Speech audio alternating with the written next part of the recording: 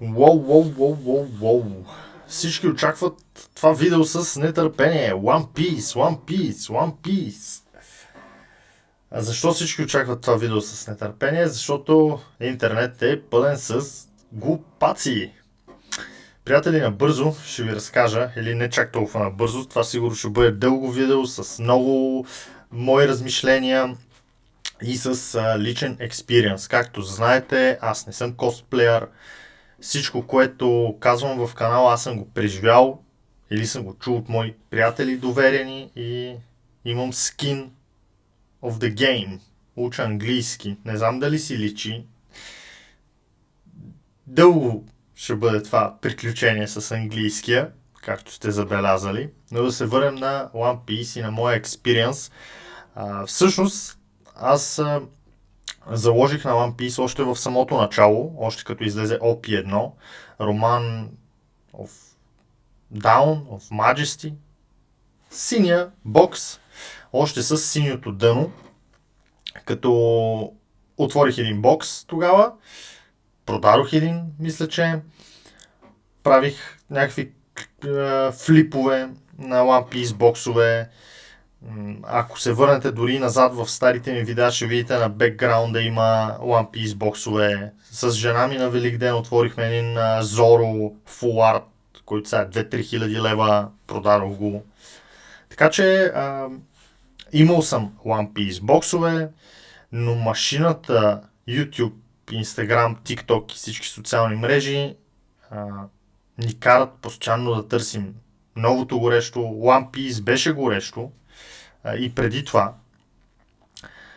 Всичко се случва този ноември месец. Както видяхте, аз още преди няколко месеца репортнах всички вас. Тогава всички ме усмиваха, както и досега има хора, които ме усмиват, хора, които не взимат на сериозно канала и въобще нашата индустрия. И аз тогава репортвах, че вече има сигнали, че Покемон така наблюдава се една слабост. Репортнах за Magic, още Spider-Man като излезе. Репортнах за Аватар. И до сега всичко, което съм казал е истина. Това, което пропуснах тогава да кажа е, че парите никога не изчезват и рано или късно тези пари ще се появят някъде, ще има сигнал и този сигнал е One Piece.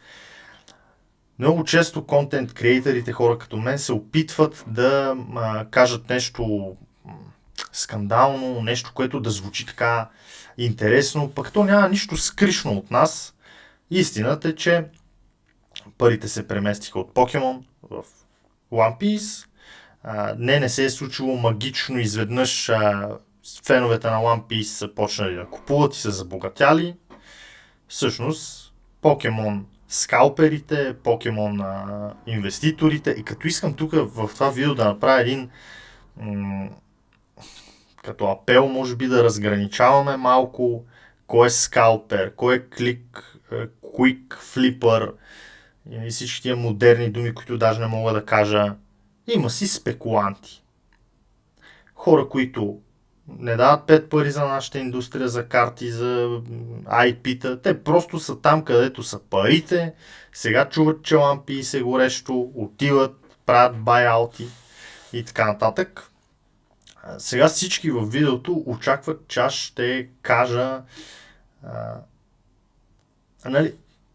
не всички, аз не искам да квалифицирам всички, които гледат, но 90% от гледащите очакват, че видеото ще има две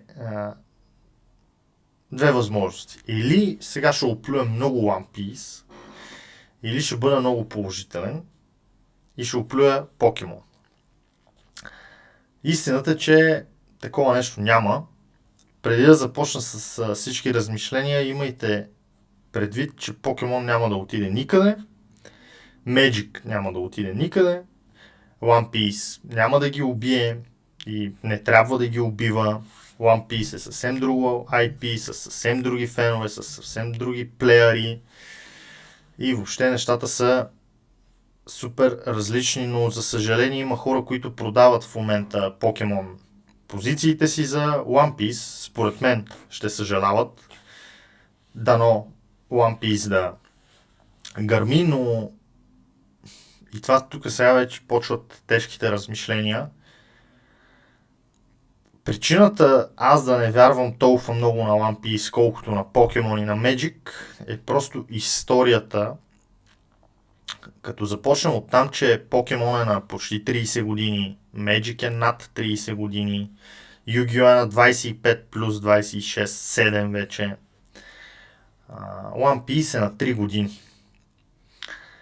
Една от най-големите пречки на инвеститорите и страхове на инвеститорите е, че всеки пази в добро състояние картите и боксовете. И действително, мога да дам пример дори със себе си. Аз съм си играл и съм мачкал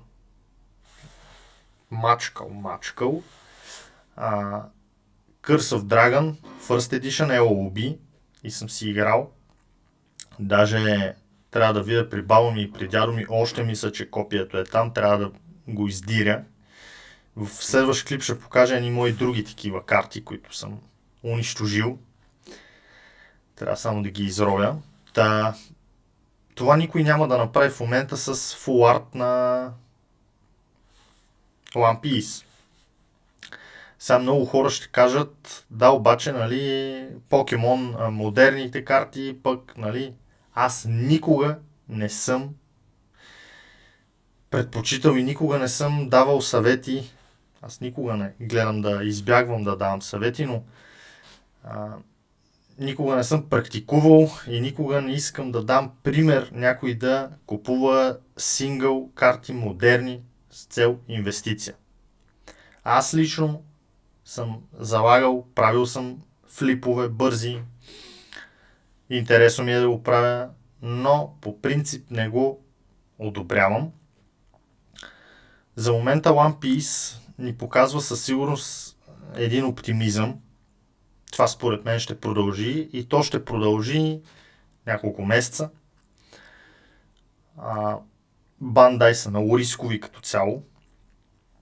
В същото време, ако се върнем малко назад преди няколко години, когато излезе OP5, пак така имаше бум в One Piece и интересно, че с тогава дойдоха репринтите и в момента OP2 е по-евтино, отколкото беше преди 2 години. Така че сами може да направите една съпоставка. Другото, което прави впечатление е, че малко сетовете са, самите инвеститори са пикърс.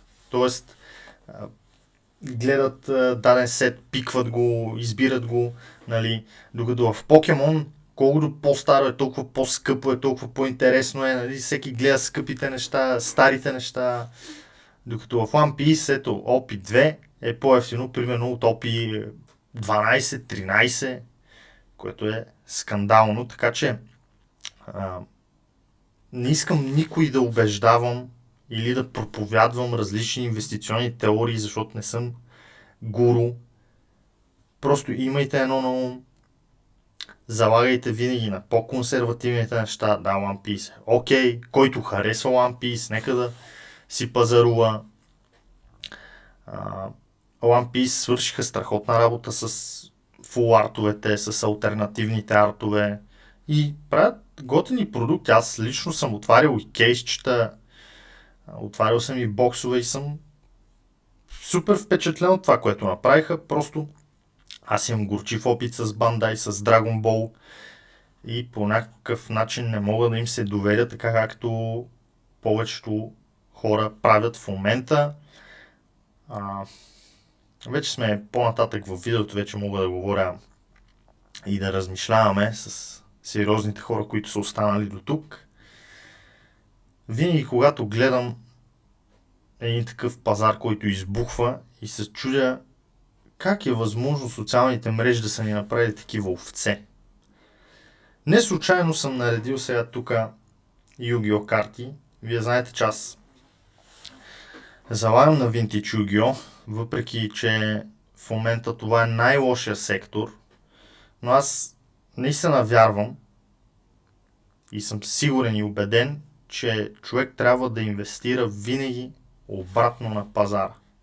Това е моята стратегия, не убеждавам никой, не ги продавам, просто казвам. Аз правя обратното, което ще правят са всички и го правят дълго време. И до годината първа ще видите върху какво работя. Много често хората се чудят какво правя, защо правя и всичко ще бъде разкрито до година, евентуално. Така че пазаруйте каквото мислите, че е добре за вас, спрямо вашия бюджет. Не правете прекалени инвестиции, не се поставите в неудобно положение. В същото време, моля ви, наистина, хората, които са останали до сега и гледат, оставете глупаците да продават и да правят фарселове на Покемон, на, ще да кажа Yu-Gi-Oh, на Покемон, на Magic. Оставете ги да се избият в момента. Сега е супер период, в който ще си проличи кои хора са тук да изкарат пари дългосрочно и кои са тук просто за бързите 5, 10, 15, 20 лева. Оставете, те ни заливат в момента с реклами, кой... Пазара ще ги изчисти всичките. И тогава ще останат само процента, който на следващия цикъл ще диктува правилата. Това е от видеото. Видеото не даде толкова отговори. Не очаквайте, че има магически YouTube, в който може да откриете отговори за вашия инвестиционен модел, защото той е строго индивидуален и всеки, който ви каже клоуните в интернет. Това е друга моя болна тема.